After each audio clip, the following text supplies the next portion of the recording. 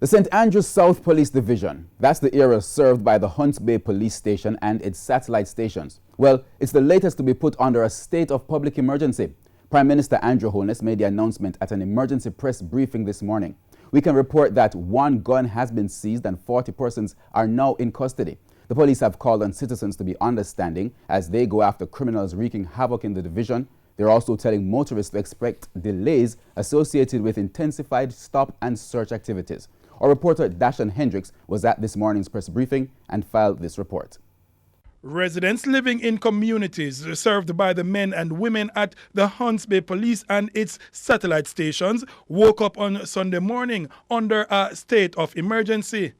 I decided to advise the Governor General to make such a declaration on the recommendation of the Chief of Defence Staff and the Commissioner of Police. The state of emergency is set to last for at least 14 days. Mr. Holness said it was declared in that police division to go after dons, jugs, and gangs. He spent a lot of time going through the impact gangs are having on Jamaica's crime rate, pointing to data which show gangs account for 70% of murders in the country.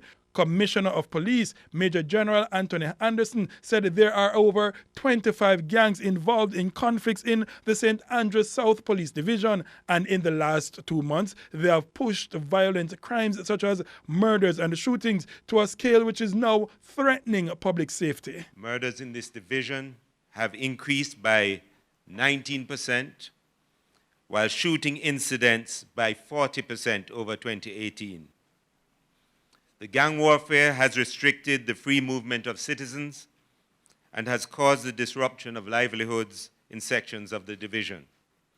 The fear that is associated with this level of violence has undermined the daily lives of these communities and the residents.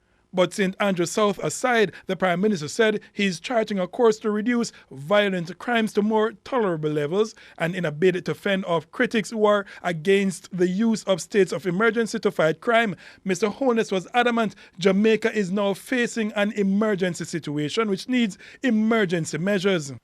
So I would today want to rubbish this argument that things are normal and that our Constitution contemplated this kind of murder rate. Violence is at epidemic proportions in Jamaica. It ought to be treated in the same way as we would treat any other epidemic.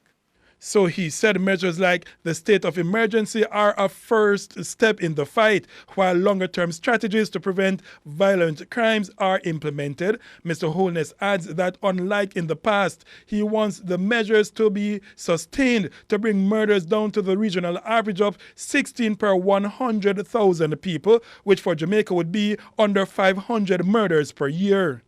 When we do have interventions that have resulted in reductions, they have only been for 2 years. We have not gone beyond 2 years. It is the intention of the government, therefore, to drive down past 2 years, which would mean that we will have to cross an election cycle and we will have to maintain public support and indeed political support for the crime fighting strategy to pass that 2-year barrier. If we get beyond 2 years in bringing down the crime rate, you will start to see a precipitous fall off in murders.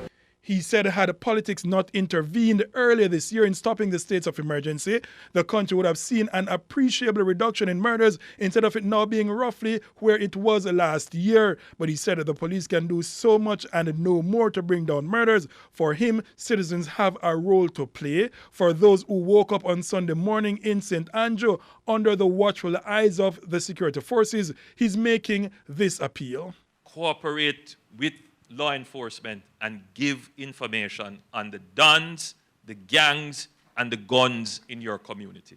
They are the ones who are primarily responsible for this in Jamaica. Dashan Hendricks, TVJ News.